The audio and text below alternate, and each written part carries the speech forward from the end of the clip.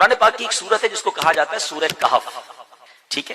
یہ 15ویں پارے کے آخر میں ہے، 16ویں پارے کے شروع میں ہے۔ اس کے بے شمار فضائل بھی ہیں، اس کی تلاوت بھی کیا کریں، ہر جمعے کو کوشش کر کے اس کی تلاوت کریں کہ روایتوں میں آتا ہے جو ایک جمعے سے دوسرے جمعے کو دوبارہ پڑھتا ہے نا سورہ کہف، تو دونوں جمعوں کے درمیان اس کے لیے نور کر دیا جاتا ہے۔ یہ سورہ پاک مکہ مکرمہ میں نازل ہوئی، اس میں 12 رکوع ہیں، 111 آیتیں ہیں، 1577 کلمے ہیں اور 6360 حروف ہیں۔ سورہ کہف پڑھنے سے گھر میں سکون اور برکت نازل ہوتی ہے۔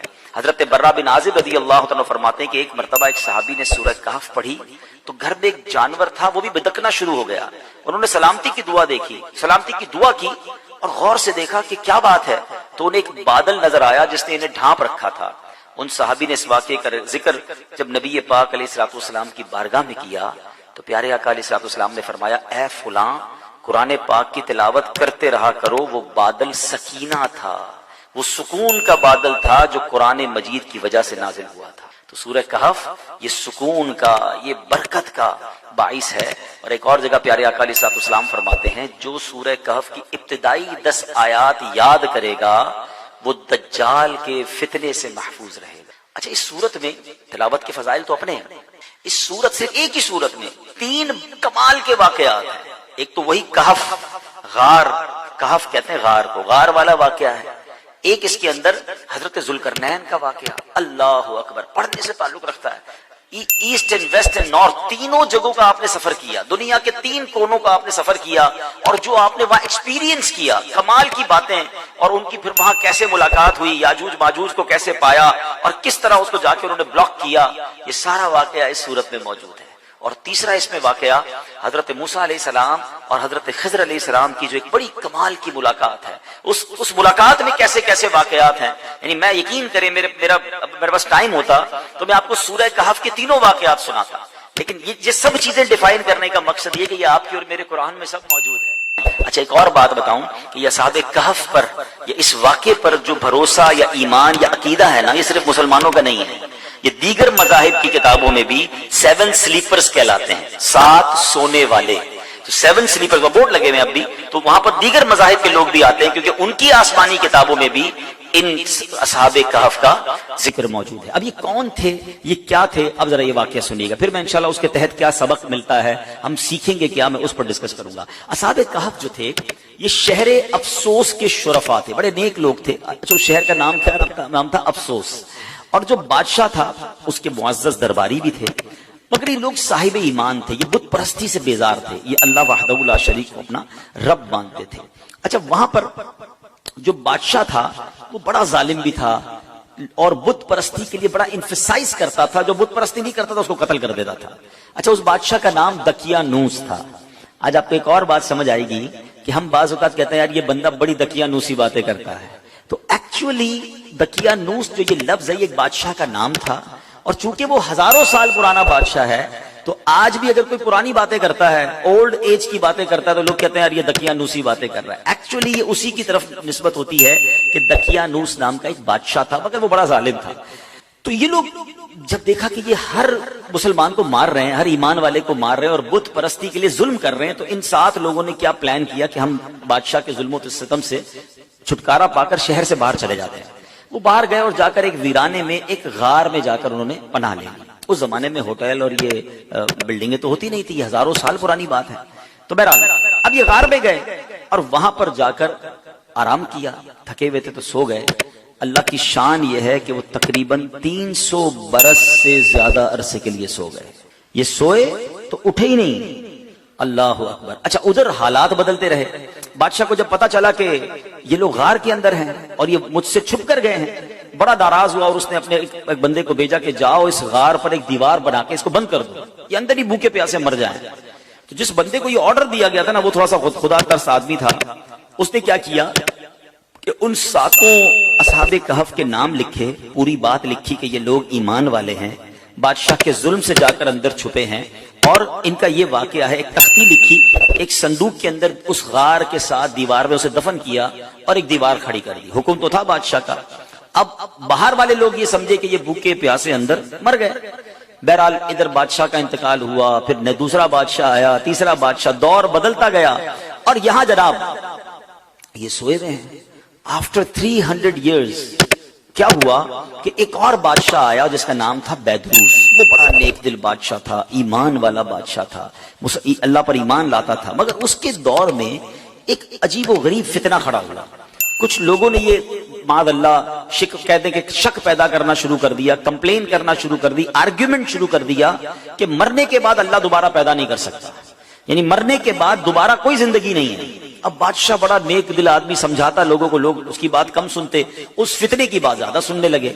تو بادشاہ تہجد کی نماز میں رو رو کے اللہ سے دعا کرتا کہ میرے مولا کوئی ایسی نشانی عطا کر دے، کوئی ایسا اشارہ عطا کر دے کہ ان لوگوں کو سمجھ آ جائے کہ تو مرنے کے بعد دوبارہ زندہ کیسے کرے گا۔ اللہ کی شان دیکھیں، اس بادشاہ کے وہم و گمان میں بھی نہیں ہے کہ کوئی غار ہے اس کے شہر کے قریب جہاں کچھ لوگ سوئے ہوئے ہیں، سینکڑوں سال گزر گئے نا۔ اب اللہ کی شان دیکھیں اس بادشاہ کی، وہ گریہ بازاری، وہ دعائیں کیسی رنگ لائیں کہ ایک چرواہا جو تھا بکریاں چراتے چراتے اس غار کے قریب پہنچا۔ اب قریب پہنچا تو دیوار 300 سال پرانی ہو گئی تھی، تو دیوار دھڑام سے گری۔ جیسی غار کے اندر اس نے دیکھا تو وہ گھبرا کر دوڑ پڑا۔ اچھا یہاں جیسی دیوار گری تو ان بندوں میں سے وہ 7 افراد اٹھ گئے۔ اچھا وہ اٹھے تو وہ سمجھے ہم 2 4 6 گھنٹے 8 گھنٹے سو کر اٹھے، ٹھیک ہے نا، انہوں نے نماز وغیرہ پڑھی، اب بھوک لگ رہی ہے، تو ایک ساتھی کو کہا ذرا جانا باہر اور دیکھ بھال کر بادشاہ دقیانوس کے سپاہی کہیں پکڑ نہ لیں، کھانا لے کر آ جائے۔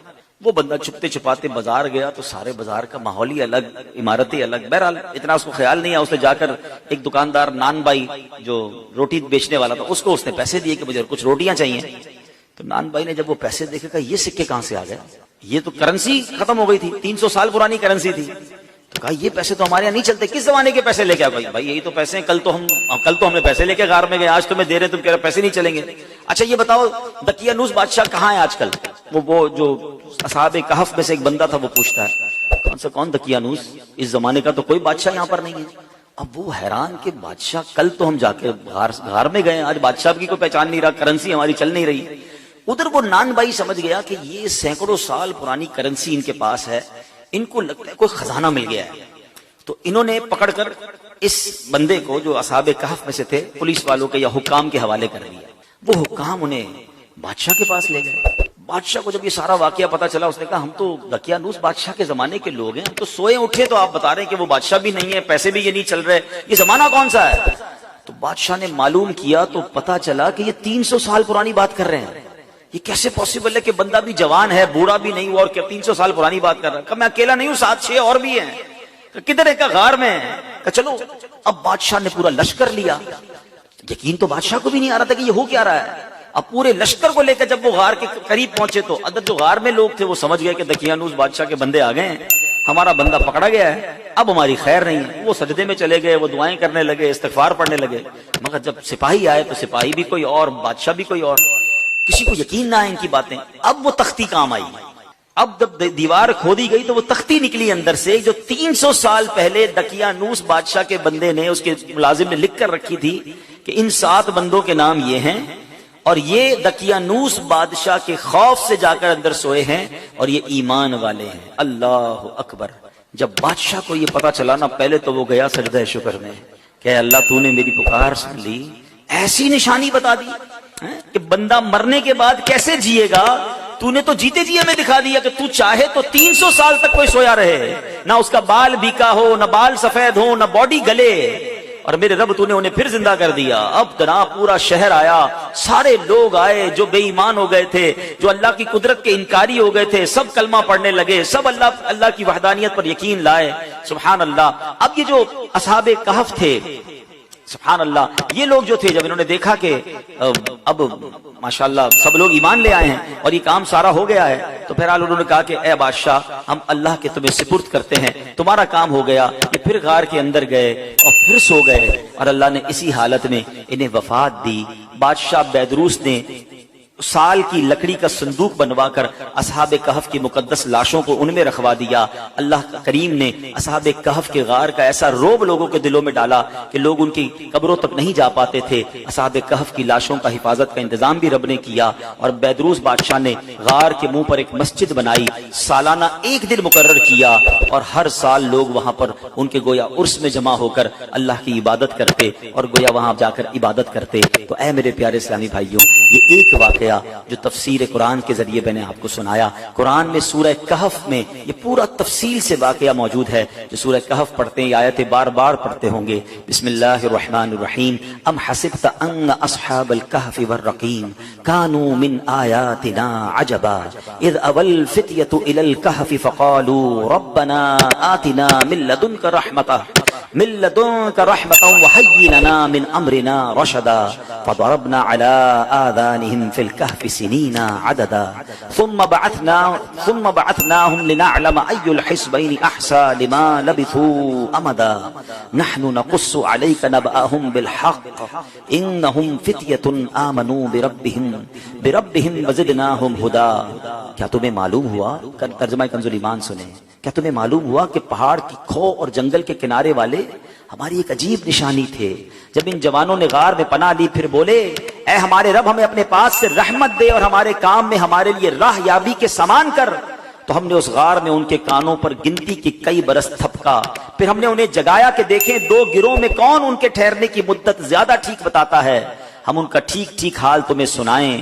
وہ کچھ جوان تھے کہ اپنے رب پر ایمان لائے، اور ہم نے ان کی ہدایت بڑھائی، سبحان اللہ۔ ان کے ناموں میں بہت اختلاف ہے۔ حضرت علی کرم اللہ تعالی وجہ الکریم فرماتے ہیں ان کے نام یہ ہیں: یملیخا، مکشکلینا، مشلینا، مرنوش، دبرنوش، شادنوش، اور ساتواں چرواہا تھا جو ان لوگوں کے ساتھ ہو لیا۔ حضرت علی نے اس کا ذکر نہیں فرمایا۔ اور ان لوگوں کے کتے کا نام کتمیر تھا، اور لوگوں کے شہر کا نام افسوس تھا، اور ظالم بادشاہ کا نام دکیانوس تھا۔ تفسیر ساوی میں کچھ اور نام بھی لکھے ہیں، یعنی ناموں میں کچھ اختلاف ضرور ہے، مگر ان کے ناموں کی برکت کیا ہے، سبحان اللہ۔ ذرا سنیے گا، حضرت ابن عباس رضی اللہ عنہ سے روایت ہے، اصحاب کہف کے ناموں کا تعویذ 9 کاموں کے لیے مفید ہے: بھاگے ہوئے کو بلانے کے لیے، اور دشمنوں سے بچ کر بھاگنے کے لیے۔